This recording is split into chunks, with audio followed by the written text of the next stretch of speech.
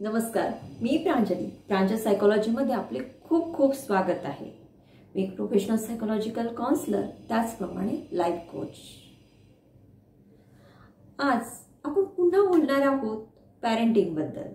हो, बऱ्याच जणांच्या कंप्लेंट्स असतात की माझ्या मुलांमध्ये ना कॉन्फिडन्सच नाही. तो घरी खूप छान बोलतो पण बाहेर काही बोलत नाही. अहो, जन्मता मुलं काही कॉन्फिडंट नसतात किंवा ते काही कॉन्फिडन्स घेऊन जन्माला येत नाही, तर त्यांच्यामध्ये कॉन्फिडन्स बिल्डअप केला जातो. आता कॉन्फिडन्स बिल्डअप कसा केला जातो, त्यासाठी पॅरेंट्स काय एफर्ट्स घेतात, त्यासाठी आपण आपल्या मुलांचं पॅरेंटिंग कसं करतो हे सगळ्यात महत्त्वाचं आहे. जर आपल्याला माहिती नाही की आपण आपल्या मुलांचं पॅरेंटिंग कसं करायचं, त्यांच्यामध्ये कॉन्फिडन्स कसा बिल्डअप करायचा, तर ते कसे कॉन्फिडंट वागणार, कसे कॉन्फिडंट राहणार, हो की नाही. तर असे काही मुलं असतात किंवा असे काही पॅरेंट्स असतात की जे आपल्या मुलांवर काही युक्ती करतात, काही पॅरेंटिंगच्या ट्रिक्स वापरतात आणि आपल्या मुलांना कॉन्फिडंट बनवतात. तर आपण झटपट जाणून घेणार आहोत त्या 5 कुठल्या ट्रिक्स आहे की ज्या आपल्या मुलांना कॉन्फिडंट बनवतात. त्यातली पहिली ट्रिक आहे की आपल्या मुलाला ज्या काही इमोशन्स आहे त्या व्यक्त करायला शिकवा. त्यासाठी तुम्हाला पहिले तुमच्या इमोशन्स, म्हणजेच तुमच्या इमोशन्स कुठले असतात, भीती आहे, आनंद आहे, दुःख आहे, या ज्या काही इमोशन्स असतात त्या तुम्ही मुलांसमोर प्रगट करा, डिस्प्ले करा. जर तुम्ही त्यांना कळलं की नाही ह्या ज्या काही इमोशन्स असतात, रडणे, राग येणे सुद्धा एक इमोशन आहे. हे बघा, कुठलीही इमोशन ही वाईट नसते, फक्त ती इमोशन एका कंट्रोल पर्यंत असायला हवी, एका लक्ष्मण रेषेपर्यंत असायला हवी, त्याला एक कंट्रोलमध्ये असायला हवं. म्हणजे दुःख करत राहायचं म्हणजे काय कंटिन्यू दुःखच करत राहायचं असं नाही. राग आला म्हणजे एवढं रागात यायचं की सगळं तोडफोड करून टाकायचं असं नाही. तर आपले जे इमोशन्स आहे त्याला एक मर्यादा आहे, त्या मर्यादेमध्ये त्या आपल्याला प्रगट करता आल्या पाहिजे, त्या आपल्याला डिस्प्ले करता येणं गरजेचं आहे. तर मुलांनाही कळेल की ज्या काही इमोशन्स असतात त्या नॅचरल असतात आणि त्या प्रगट होणं सुद्धा गरजेचं आहे.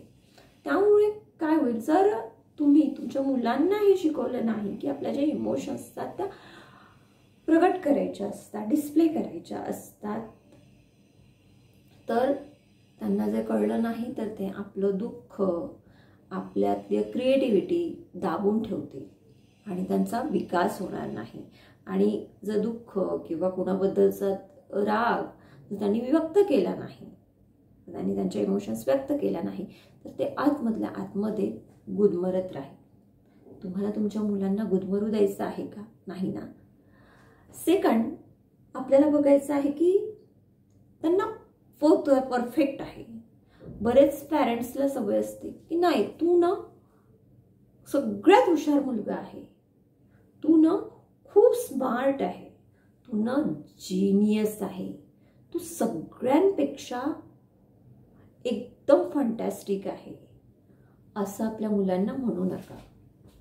आपल्या मुलांची स्तुती करू नका असं मी मुळीच म्हणत नाहीये, पण असं बोलू नका की तू सगळ्यांमध्ये जिनियस वगैरे आहे.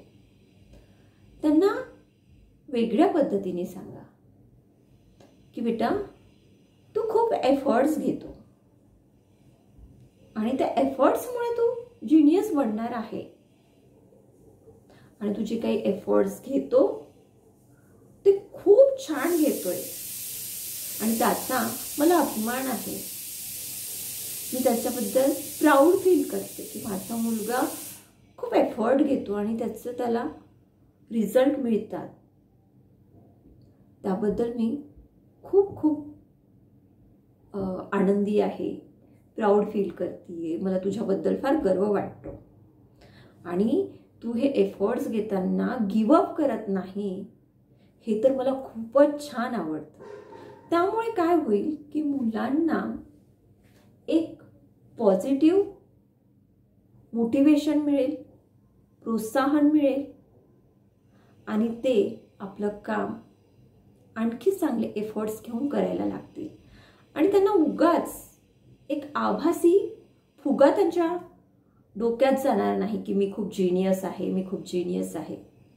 त्यांना रियालिटीशी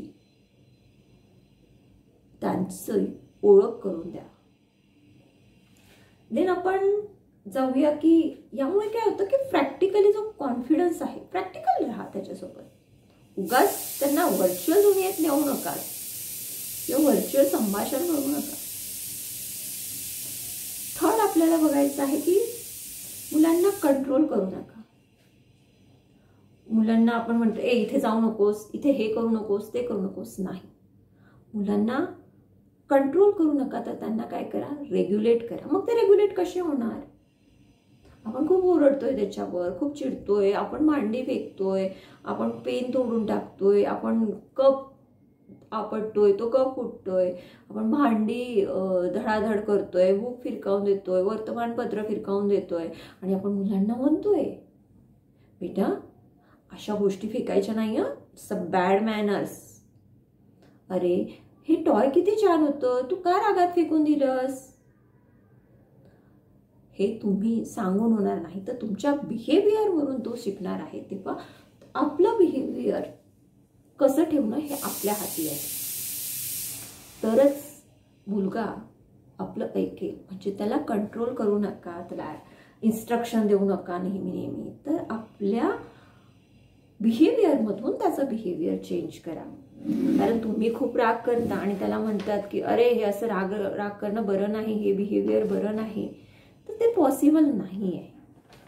कारण मुलं जे बघतात ते शिकतात. देन आपण आपल्या नेक्स्ट पॉईंटकडे जाऊया की मुलं येतात, त्यांना खूप काही सांगायचं असतं आणि आपल्याकडे वेळ नसतो किंवा आपण हं करून आपल्या कामात असतो. तसं करू नका. मुलं जे सांगत आहेत ते लक्षपूर्वक ऐका.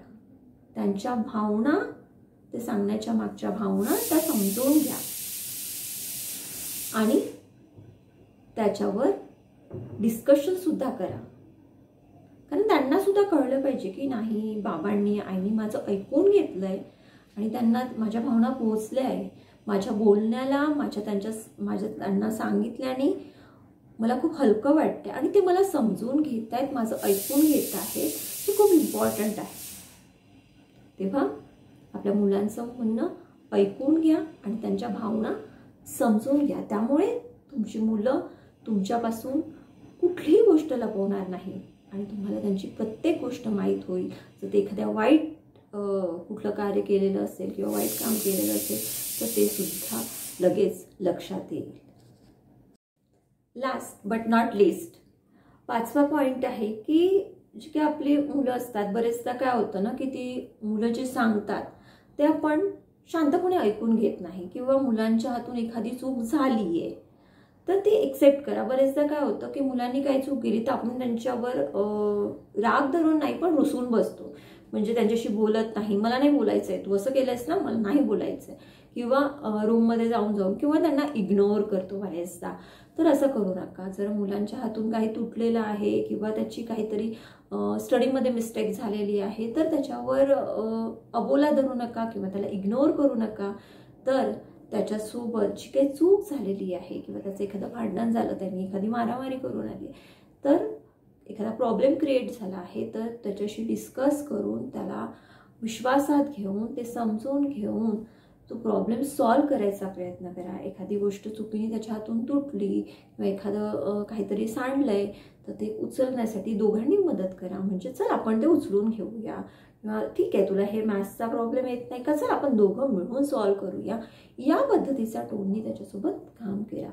तरच मुलांचा तुमच्यावर विश्वास बसेल आणि त्यांना कायम वाटेल की माझे पॅरेंट्स, माझे बाबा, माझी आई हे माझ्यासोबत आहे आणि कुठल्याही संकटाशी लढू शकतो. जर हा कॉन्फिडन्स आपल्या मुलामध्ये आला तरच आपली मुलं कॉन्फिडेंटली या बाहेरच्या जगात सुद्धा राहू शकेल. पण हा कॉन्फिडन्स आपल्याला आधी आपल्या घरातून त्याच्यामध्ये बिल्डअप करावा लागेल.